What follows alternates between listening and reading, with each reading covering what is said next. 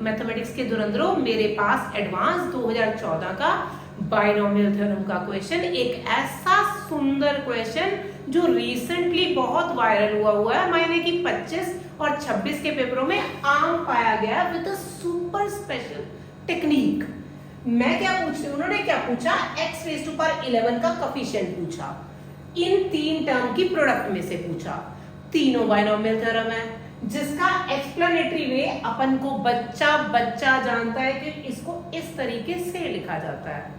परंतु अगर मैं इस क्वेश्चन को इस तरीके से लिखने वाली हूं तो ये बहुत लेंथी प्रोसेस हो जाने वाला है, तो मुझे तो पलक झपकते ही क्वेश्चन को सॉर्ट करना है। मैंने क्या करना है, इन तीनों टर्म्स को लेना है और इनका एक्सपेंशन डाउनवर्ड डायरेक्शन को लिख देना है।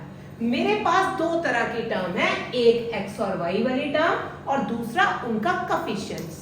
तो कोफिशिएंट यहां से बनेगा पावर 4 की वजह से, तो क्योंकि ये x plus y raise to the power 4 type का बनेगा और इनके coefficient 4c1, 4c2, 4c3 types के रहेंगे, तो उनको सॉर्ट करके मुझे साक्षात पता है कि 1 4 6 4 1 डाउनवर्ड डायरेक्शन में मैंने लिख लिया है।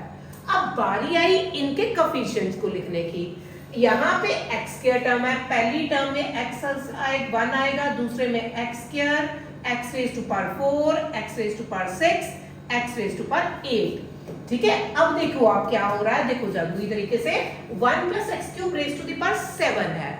तो जब मुझे कोफिशिएंट लिखने हैं तो 7c0 that is 1, 7c1 that is 7, 7c2 that is 21 और 7c3 दैट इज 35 होने वाला है।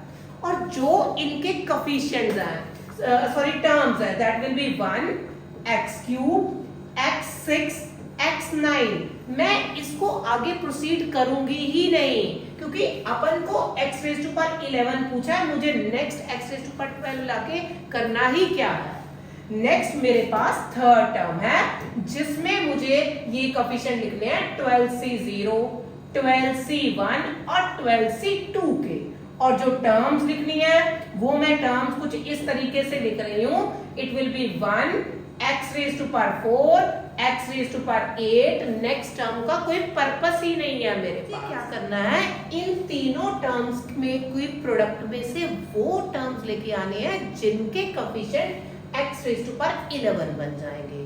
तो आ जाओ मेरे साथ, अगर मैं ये वाली टर्म और ये वाली टर्म को आपस में मल्टीप्लाई करूं तो देखो क्या बन रहा है, ये देखिए x raise to power 3 into x raise to power 8, x raise to power 11 बन जाएगा। तो कोफिशिएंट साथ की साथ लिखते रहना मेरे बच्चे, कोई गड़बड़ ना हो। और पेन भी चेंज कर लेते हैं, अब आपको अच्छे से पता लगेगी चीजें। अब देखिए 2, अगर मैं ये x2 को x9 से और यहाँ पे ये 1 वाली टर्म से मल्टीप्लाई करूं तब भी x रेज टू पावर 11 आ जा रहा है। तो कोफिशिएंट लिखते हैं 4 इंटू 35 इंटू 1 प्लस। अब नेक्स्ट मुझे क्या देखना है, ये देखिएगा आपके पास जो टर्म्स हैं वो हैं x raise to power 4, x cube और x रेज टू पावर 4 वाली टर्म। देखिए ये प्रोडक्ट करके 11 भी बना रहे हैं और इनके कोफिशिएंट 6 इंटू 7 इंटू 12 हो जा रहे हैं।